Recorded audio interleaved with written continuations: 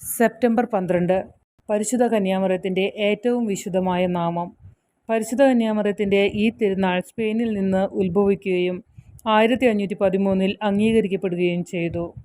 1683 പോളണ്ടിലെ രാജാവായ ജോൺ സോബിസ്കി കോൺസ്റ്റന്റിനോപ്പിളിലെ മുഹമ്മദ് നാലാമനോട് വിശ്വസ്തരായ മുസ്ലിം സൈന്യത്തിൻ്റെ മുന്നേറ്റം തടയാൻ വിയന്നയുടെ പ്രാന്തപ്രദേശത്തേക്ക് ഒരു സൈന്യത്തെ കൊണ്ടുവന്നു. സോബിസ്കി പരിശുദ്ധ കന്യാമറിയത്തെ ഏൽപ്പിച്ചതിന് ശേഷം അദ്ദേഹവും സൈനികരും മുസ്ലിങ്ങളെ പൂർണ്ണമായി പരാജയപ്പെടുത്തി. അടുത്ത വർഷം 1684 ഇന്നസെന്റ് 11 മാർപ്പാപ്പ മാതാവിൻ്റെ ഈ തിരുനാൾ സഭ മുഴുവൻ വ്യാപിപ്പിച്ചു.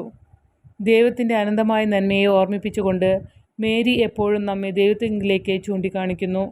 ദൈവത്തിൻ്റെ വഴികൾ നമ്മെ നയിക്കുന്നിടത്തെല്ലാം നമ്മുടെ ഹൃദയങ്ങൾ തുറക്കാൻ അവൾ നമ്മെ സഹായിക്കുന്നു. സമാധാനത്തിൻ്റെ രാജ്ഞി എന്ന ശീർഷകത്തിൽ ബഹുമാനിക്കപ്പെടുന്നു.